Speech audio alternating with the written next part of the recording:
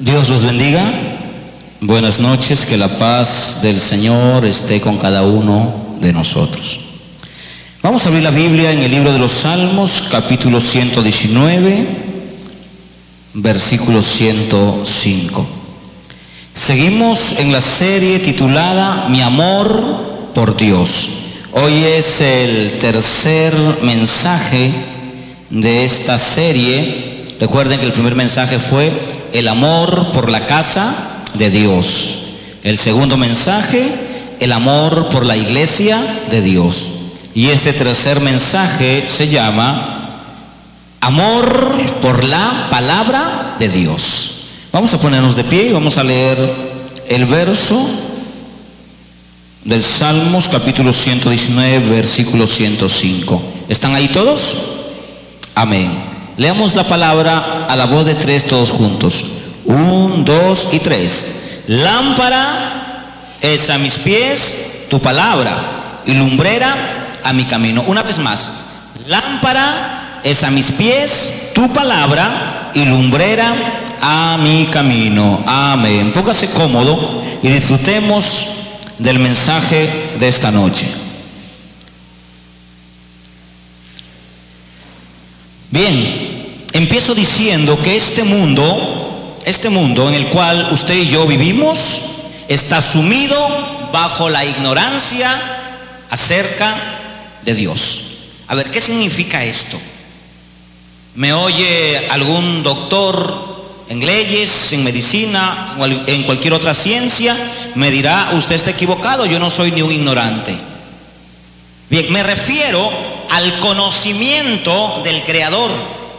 Todos tenemos conocimiento de diferentes áreas, de diferentes especialidades o ciencias, pero nos hemos vuelto ignorantes acerca de quién es Dios. Y usted sabe que aunque usted sea inteligente en cualquier materia de este mundo y usted desconoce a Dios, usted es un ignorante para Dios. Y el mundo está sumido bajo esa ignorancia. El mundo no sabe qué va a pasar mañana. Por eso el mundo consulta a Nostradamus, consulta a los chamanes, a los brujos, consulta las cartas, consulta al diablo, porque el mundo no sabe qué va a pasar mañana. El mundo vive suspendido a lo que viene. El mundo no sabe lo que nos va a acontecer. Pero ¿sabe lo que dice la Biblia para los que sí conocemos? Los que sí conocemos la Escritura. Para Dios el futuro es... ¿Qué es para Dios el futuro? Historia. Para Dios el futuro, ¿qué es? Historia. Porque Dios sabe lo que va a pasar mañana. Y si Dios sabe el futuro, Dios ha querido que nosotros también sepamos lo que le va a pasar a este mundo. Por eso tenemos el libro de Apocalipsis o de Revelación, donde el futuro está ya escrito. Los malos, los que rechazan a Jesús, los que se rebelan contra Cristo, se van al infierno. Les va a ir mal en este mundo. Los que aceptan a Jesús tienen una vida eterna y tienen un lugar de reposo. Por lo tanto, el futuro ya está escrito. Usted no necesita ir a consultar a Nostradamus a ver qué va a pasar en el 2023. Usted no necesita hacerse un baño de florecimiento para que le vaya bien mañana. No necesita comprarse un seguro de brujería para que el negocio, su matrimonio, su vida le vaya bien, porque ya está establecido el futuro de cada ser humano. Inclusive el futuro del diablo también está establecido. Amén. Sabemos dónde va a terminar Satanás, pero el mundo vive bajo esa ignorancia. El mundo creyó ser sabio, se profesó ser sabio, inteligente, pero se volvieron inútiles. Vamos al libro de Romanos, capítulo 1, versículo 22, y veamos que el mismo Dios testifica contra el mundo, testifica contra los doctores de la ciencia en este mundo, contra todos aquellos que dicen ser o profesan ser sabios. Romanos capítulo 1 versículo 22. Profesando ser sabios, se hicieron necios. Se hicieron necios.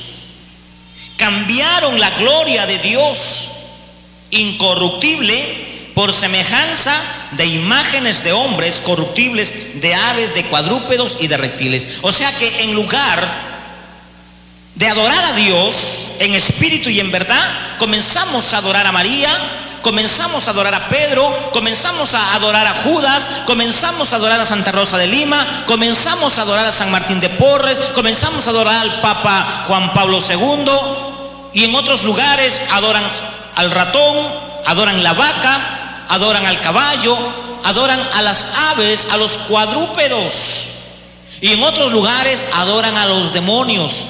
El ser humano, sumido en la ignorancia de quién es Dios, ha empezado a hacerse dioses y se ha hecho desde la creación dioses para satisfacer la necesidad espiritual que el hombre tiene por dentro.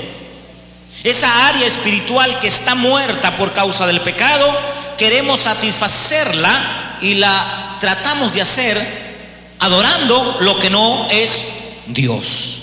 Amén. Entonces ya nosotros sabemos que el mundo vive bajo la ignorancia porque no conoce la palabra de Dios.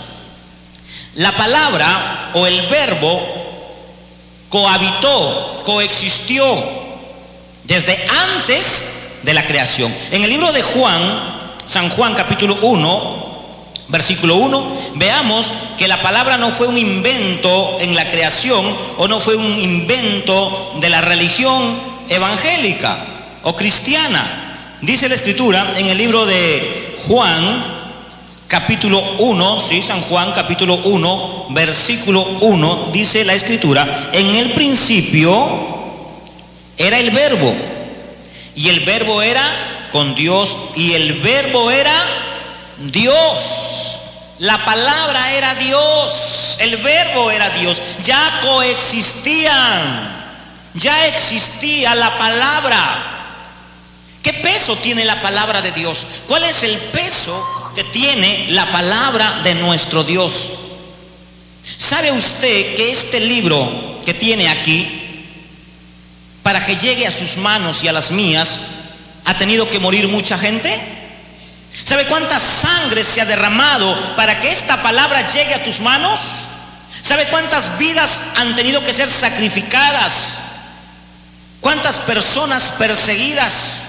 ¿Cuánta sangre derramada para que esta palabra pueda llegar a nuestras manos? Y aún así nosotros no escatimamos o no valoramos la palabra de Dios y no nos importa cómo ella nos debe instruir.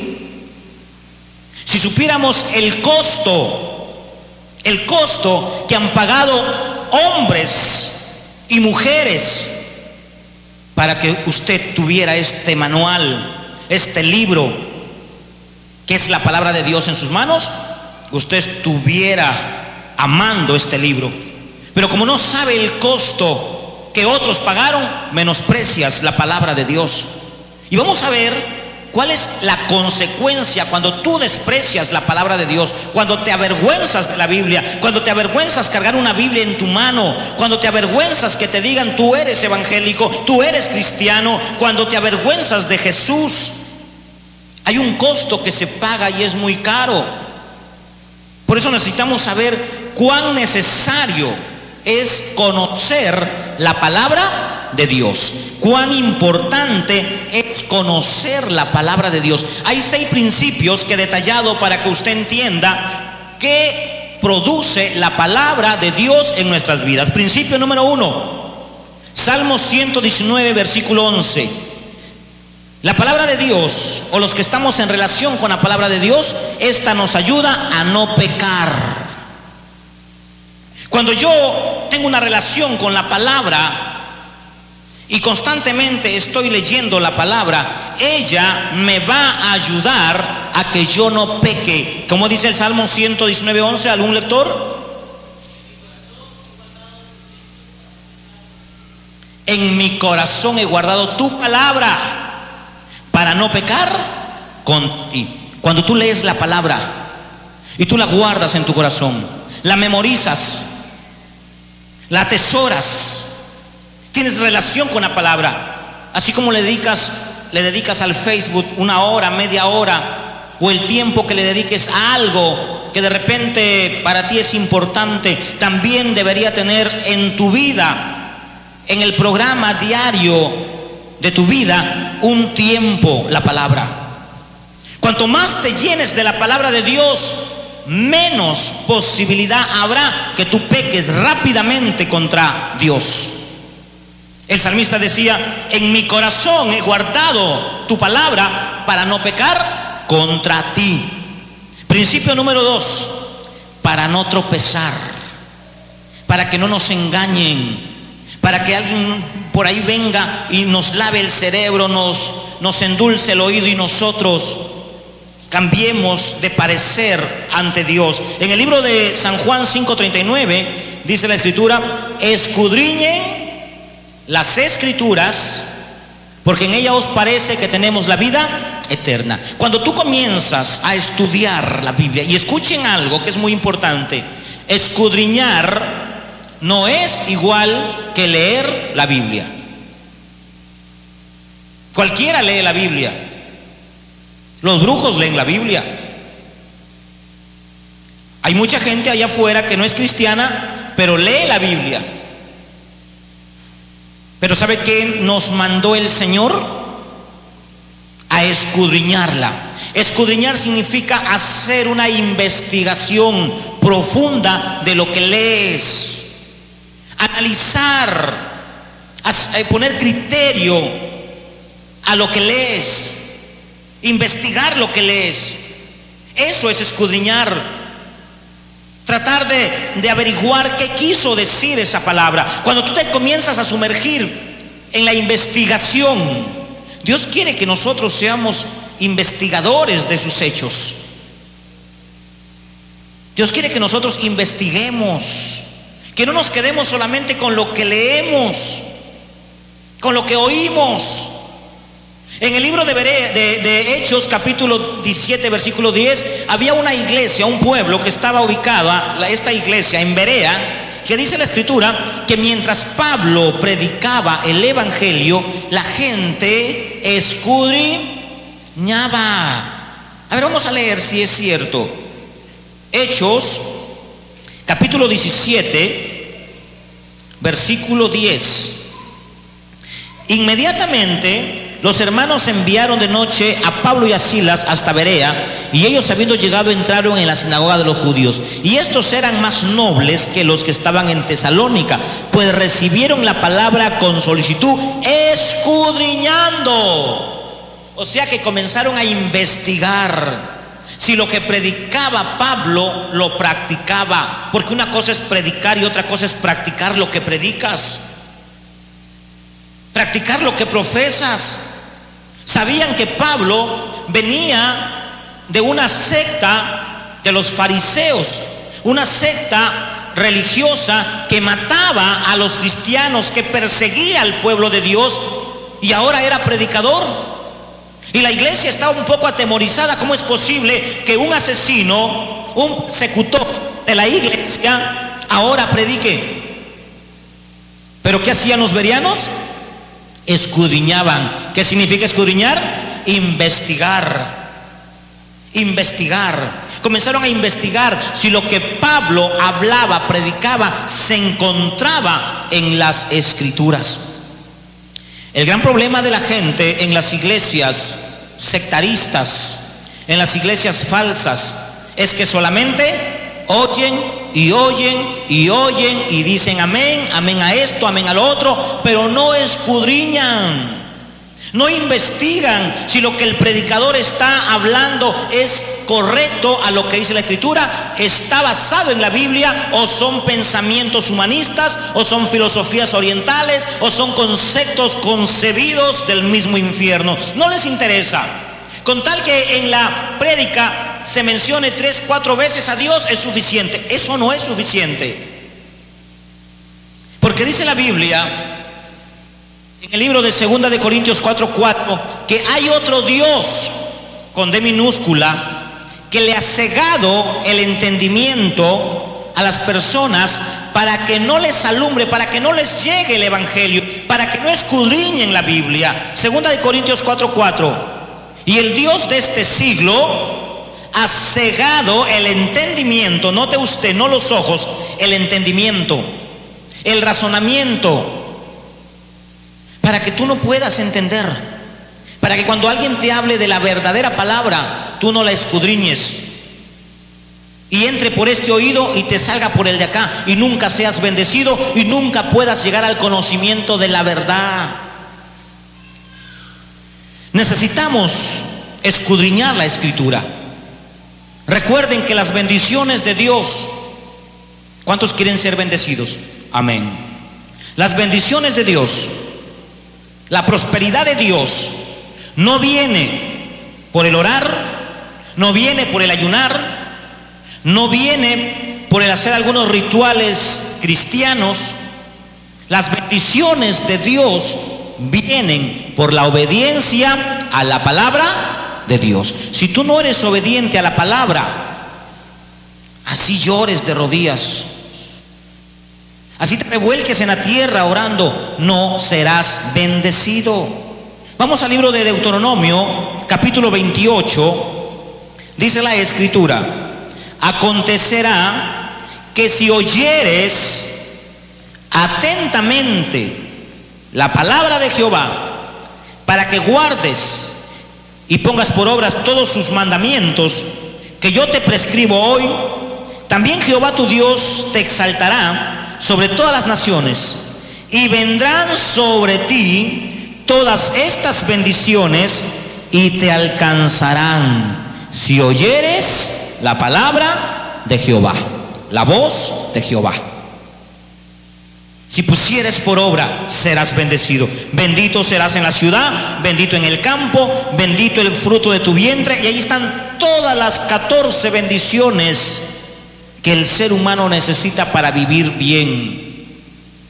Ahí están todas las bendiciones. Pero ¿por qué la iglesia no es bendecida? Porque la iglesia no obedece a la palabra de Dios. No obedece a la palabra de Dios. Por eso es que no son bendecidos, porque no escudriñan.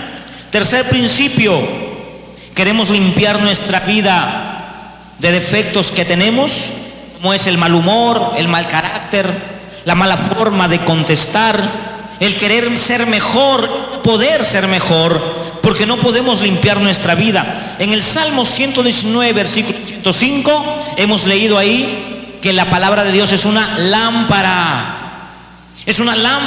en nuestra vida. En el Salmo 119, versículo 9, dice la Biblia: ¿con qué limpiará el joven su camino? ¿Con qué lo limpiará? Con guardar su palabra. ¿Quieres limpiar tu vida? ¿Quieres que tu imagen mejore? ¿Quieres ser agradable ante las personas? ¿Quieres ser agradable ante los demás? ¿Quieres ser agradable ante Dios? Necesitas conocer la palabra de Dios.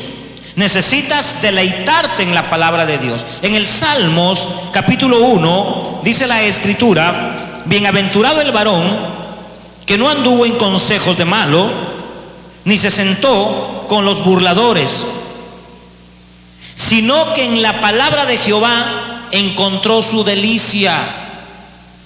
¿Qué sientes cuando lees la Biblia? ¿Fastidio? ¿Confusión? ¿No la entiendes? Si no la entiendes, sientes confusión, es que no hay un deleite en la palabra, es que tú aún estás cegado a tu entendimiento. Por eso no comprendemos la palabra, sino que en la ley de Jehová está su delicia, y en su ley, o sea, en la palabra, anda pensando de día y de noche. ¿En qué piensas? ¿Cuáles son tus pensamientos? ¿Piensas en la palabra de Dios? En el día le das un tiempo a tu pensamiento para cambiar de estar pensando en cosas que no son productivas por la meditación de la palabra. Si no lo estás haciendo, es imposible que seas bendecido. Si no estás viviendo conforme a la palabra, es imposible que seas bendecido en esta tierra. Es imposible. Miren lo que dice la Biblia: serás como árbol plantado junto a corrientes de agua, que da su fruto a su tiempo y su hoja no cae. Y todo lo que hagas prosperará.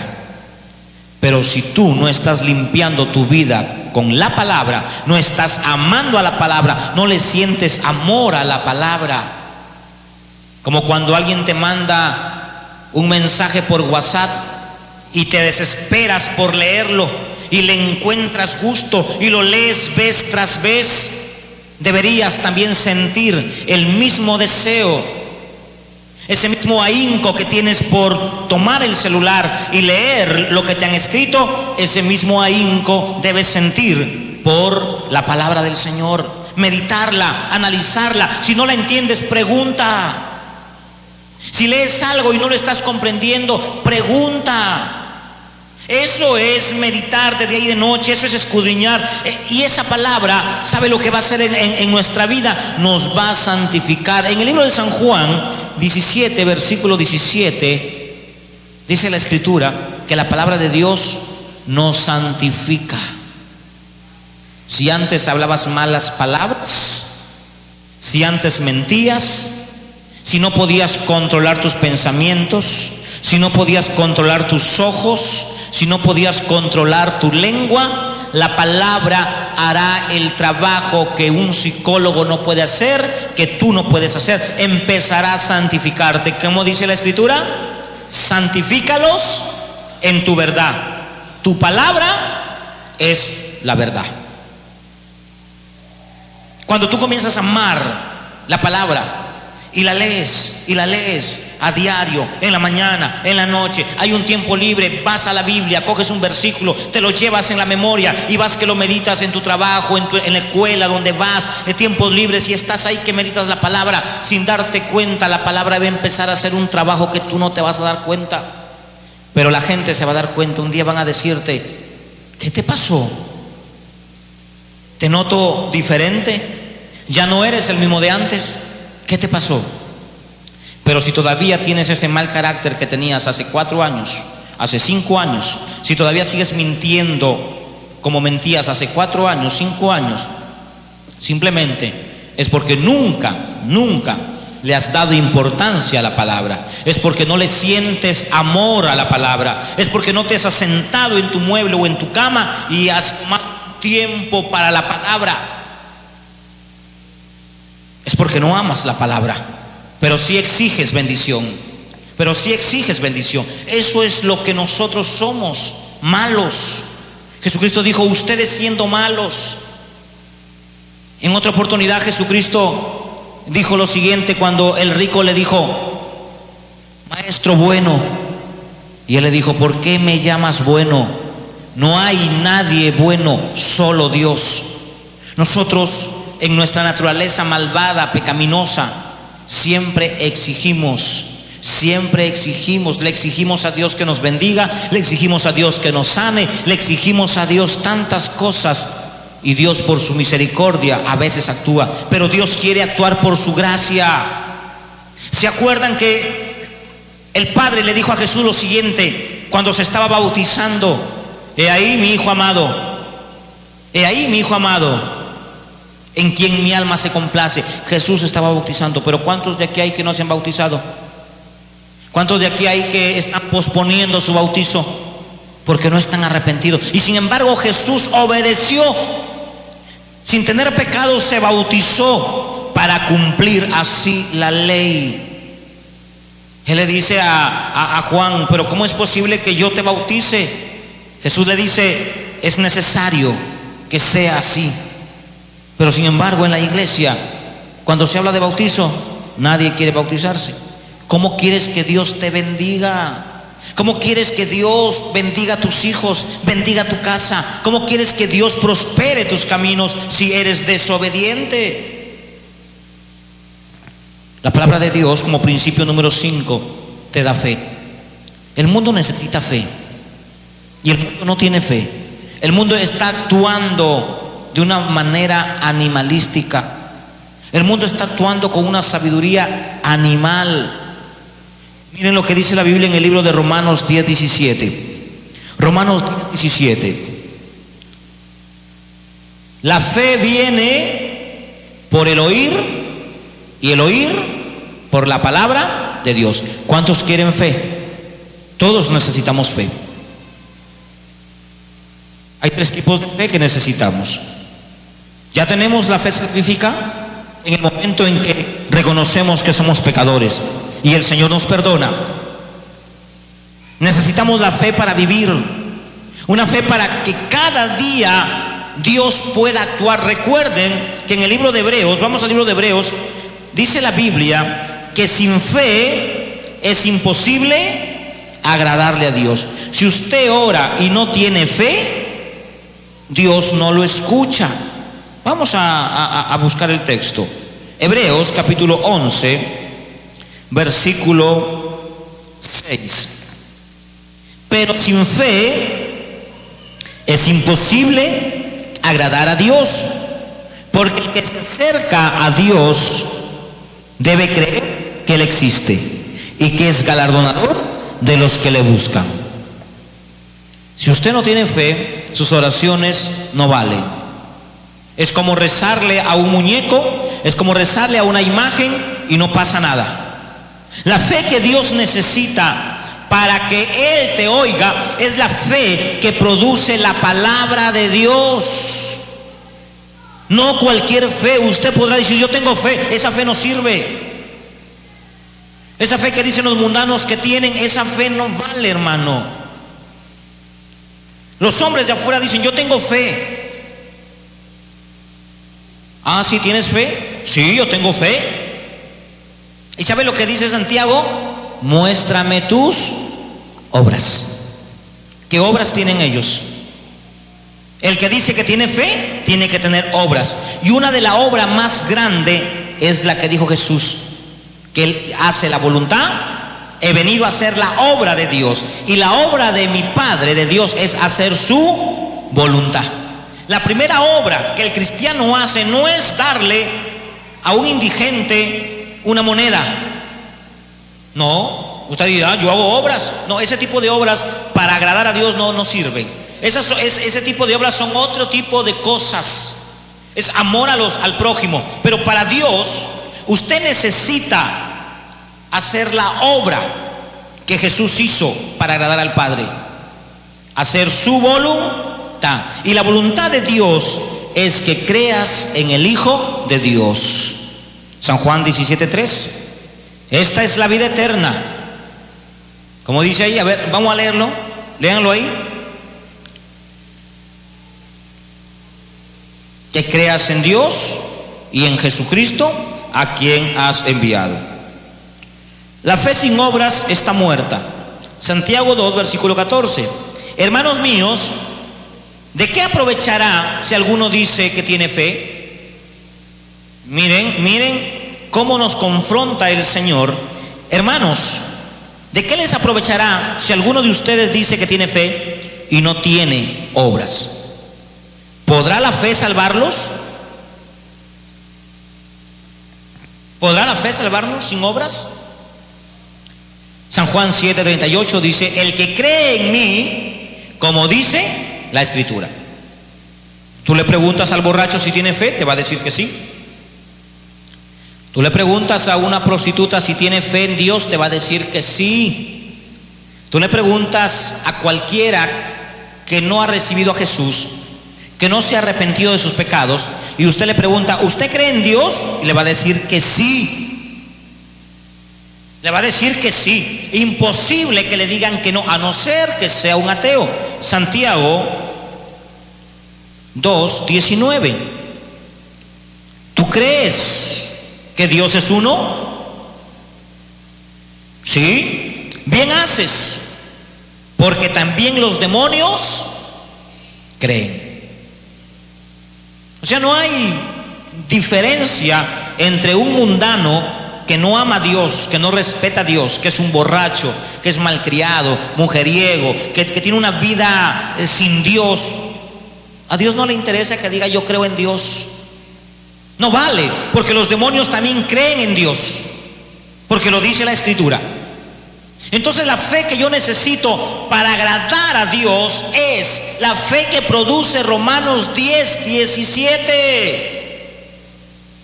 ¿Cuál es esa fe? Es producto de la palabra, es producto de la creencia que yo tengo en la Escritura, es producto de lo que dice San Juan 7:38, el que cree en mí, como dice la Escritura. ¿Cómo debe usted creer en Dios? Como dice la Biblia. Pero si usted cree en Dios como dice su abuelo, su abuela, su papá, su mamá, su tío o cualquier persona, y no está creyendo en Dios como dice este libro, su fe no vale. No sirve su creencia. San Juan 7:38 dice: el que cree en mí, como dice la Escritura, de su interior correrán ríos de agua viva. Suena duro, suena fatalista. En el tiempo de Jesús, los fariseos creían en Dios de acuerdo a su manera. Habían hecho sus propias doctrinas, sus propias formas de creer en Dios, sus propios rituales. Por eso dice Mateo capítulo 15, versículo 17, dice Jesús: este pueblo de labios, 15 versículo 9, perdón, este pueblo de labios me honra, mas su corazón está lejos de mí, pues en vano me honran, enseñando como doctrinas mandamientos de hombre. Una fe muy lejana a la fe que produce la palabra. Una fe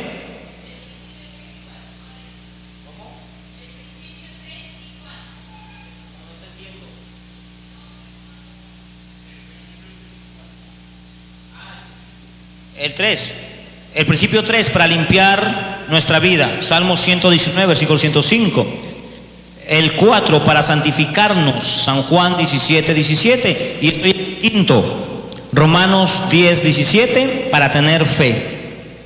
Entonces dice Hebreos 11:6, sin fe es imposible agradar a Dios. ¿Sabe usted que en las iglesias evangélicas del 100% habrá un 20%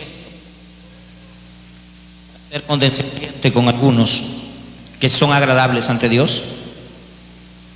Son poquitos los que son agradables, de los cuales Dios podría decir: estos son mis hijos en quien yo me complazco. Y el 80%, Señor, ¿y el resto? Es que ellos no me creen, es que ellos no escudriñan, es que ellos no me conocen. ¿Usted puede creer que usted puede estar en la iglesia correcta y no conocer a Dios por su rebeldía? ¿Usted puede creer que el Espíritu Santo que usted tiene, porque al aceptar a Jesús, el Señor le da el Consolador como regalo para que no se quede huérfano o solo? ¿Usted cree que el Espíritu Santo que tenemos se puede convertir en tu enemigo? Suena fatalista eso. Suena extraño, ¿verdad? ¿Cómo es posible que el Espíritu Santo se pueda volver mi enemigo si me lo han dado para que sea mi paracleto? Vamos al libro de Isaías 61, verso 10, y veamos que cuando usted es demasiado rebelde, cuando usted demasiado le cuestiona a Dios, cuando usted demasiado cuestiona la palabra, usted entra en una área de rebeldía y se vuelve tan rebelde que usted cuestiona y dice: no, yo no creo en esto, yo creo que los pastores inventaron el diezmo, se roban la plata, yo no le doy el diezmo a los pastores porque ellos no hacen nada. Y usted se vuelve tan rebelde que lo que Dios le dio se le vuelve en contra de usted. Isaías 63:10. Isaías 63:10. Mas ellos fueron rebeldes e hicieron enojar su Santo Espíritu, por lo cual se les volvió enemigo y él mismo peleó contra ellos. Yo no quisiera que el Espíritu Santo se vuelva enemigo mío, pero en muchas iglesias el Espíritu Santo es enemigo de muchos congregantes. Es enemigo de muchos congregantes que están en la iglesia, pero tienen una vida de rebeldía contra la palabra. No leen la palabra, oyen el mensaje, no hacen lo que dice la palabra, se rebelan contra la palabra, no son obedientes ante la palabra, exigen bendiciones a Dios y el Espíritu Santo se vuelve enemigo contra ellos, y después les comienzan a salir las cosas mal, tienen pruebas, tienen problemas y comienzan a culpar al diablo. Pobre del diablo, hermano, pobre diablo, porque todo le echan la culpa a él. Mire, hermano, que si usted pida a Dios no irse al infierno con él, hoy, por la gracia de Dios, el diablo no se te puede encarar, enfrentarte y decir: ¿qué tanto me echas a mí la culpa? Oye, cristiano, tú eres el culpable, te pasan las cosas porque tú le desobedeces a Dios, yo no tengo nada que ver ahí. Pero todo le echamos la culpa al diablo, ¿verdad? El diablo me pega, el diablo me enfermó, el diablo me tentó, el diablo esto, el diablo acá, el diablo por allá. ¿Se imagina usted que el diablo le encarara a usted?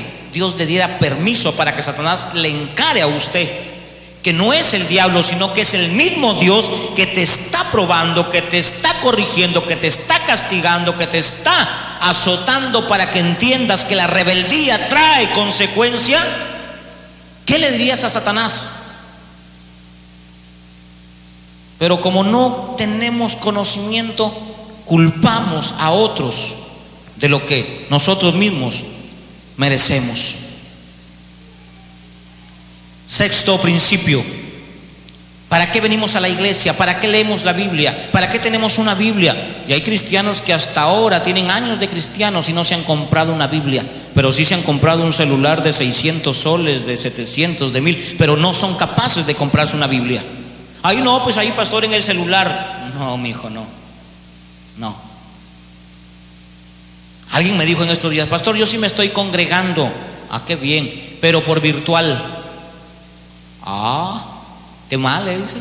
¿Que no hay iglesias por tu zona? Hay varias, congrégate ahí. Ay, no, yo me congrego por virtual. Rebelde, porque si tienes iglesia cerca para hacer coinonía con tus hermanos, deberías ir ahí. No tienes excusa delante de Dios. El día en que le digas al Señor: Señor, ¿por qué me pasaron ciertas cosas?, Él te va a decir: cerca de tu casa yo puse a mi pueblo, puse mi iglesia, y tú preferiste estar conectado en internet que ir a la casa mía a adorar, a exaltar. Así hay muchos, hermano, y conozco muchos que no congregan por quedarse en el celular congregándose vía virtual. Mire, hermano, Dios puede, y yo también puedo tolerar de que usted se puede congregar virtualmente si no tuviera alrededor de 1 kilómetro de su casa una iglesia.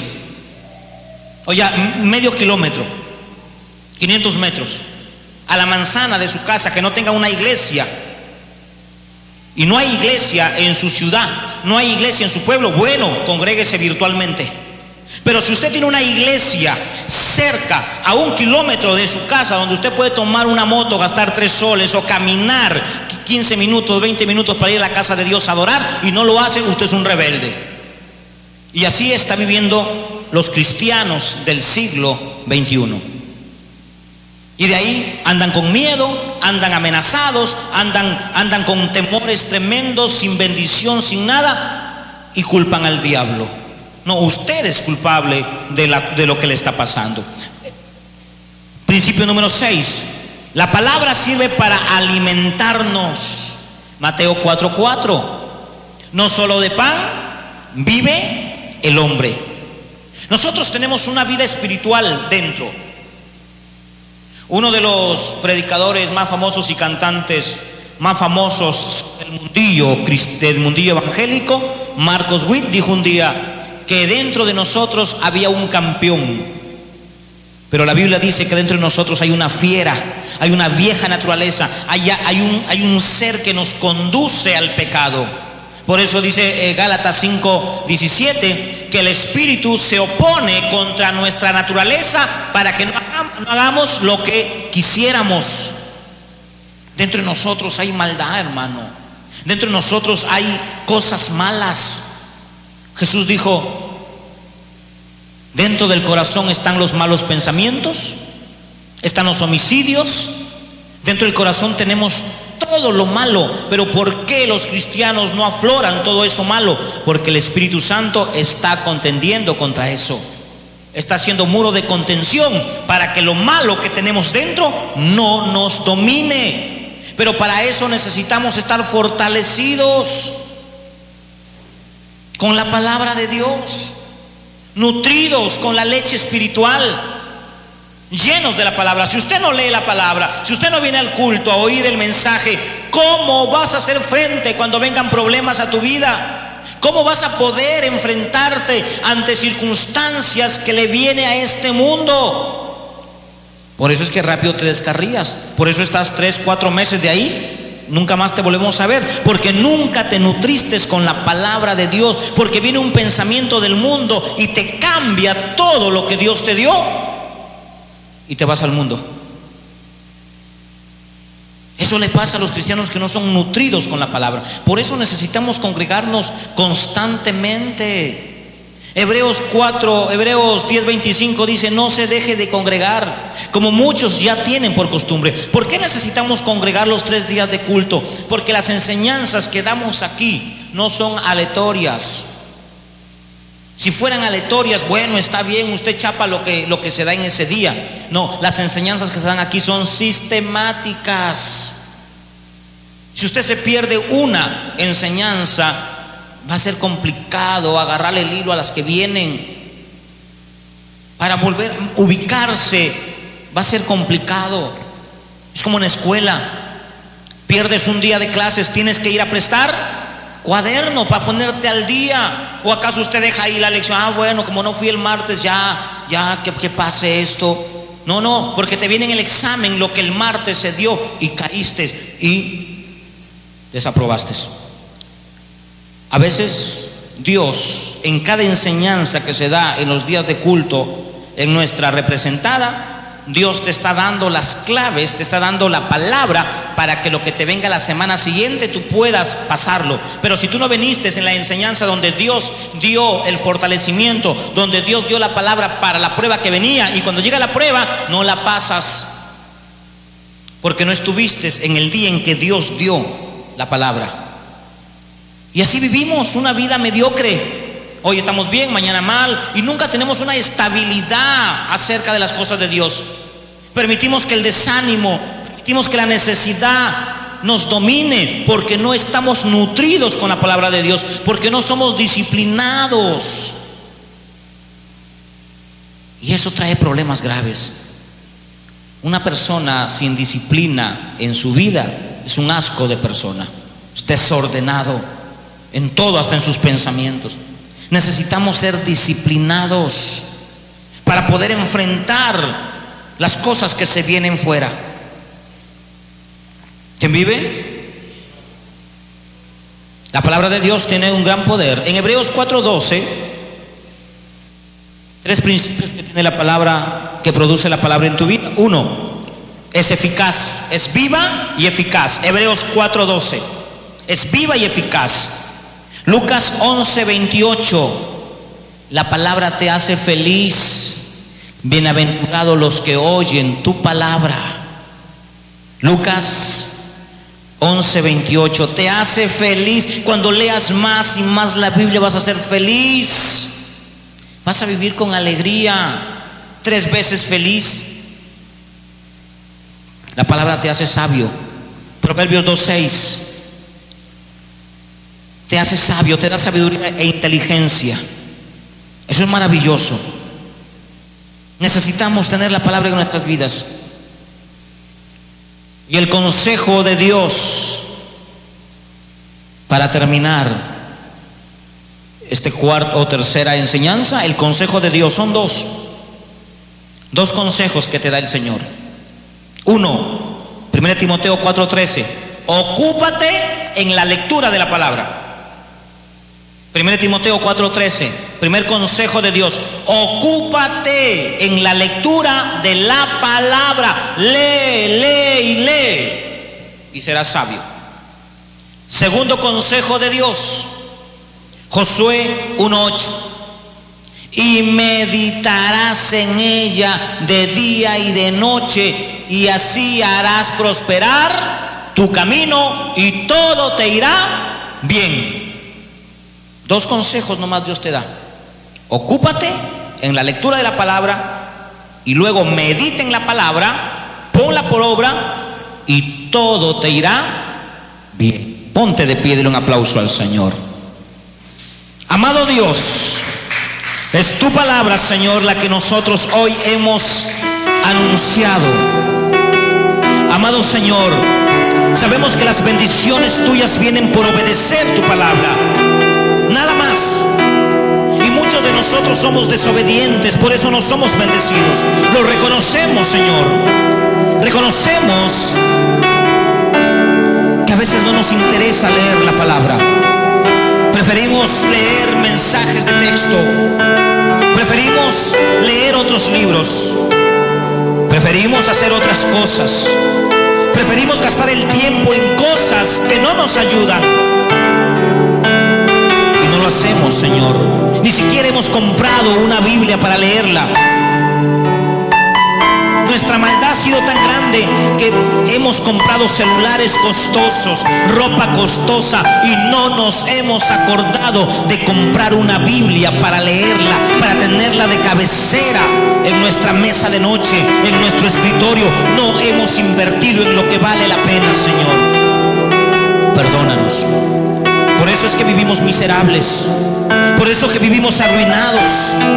Por eso es que no tenemos lo que desea nuestro corazón, porque no somos obedientes a tu palabra. Tú nos aconsejas que nos ocupemos en la lectura de tu palabra. Tú nos aconsejas, Señor, que nos ocupemos en escudriñar tu palabra. Tú nos aconsejas, Señor, en que nos relacionemos con ella. También nos aconsejas, Señor, que meditemos, que la hagamos propia, que estudiemos tus promesas, y así haremos prosperar cuando nos deleitemos en ella, cuando sintamos gusto en tu palabra, cuando sintamos delicia, entonces harás prosperar nuestro camino y todo nos irá bien. Muchas gracias por el consejo de hoy, aunque este ha sido fuerte, pero lo aceptamos como palabra de Dios. Gracias, Padre, en el nombre de Jesús. Amén. Denle un aplauso al Señor con todo su corazón.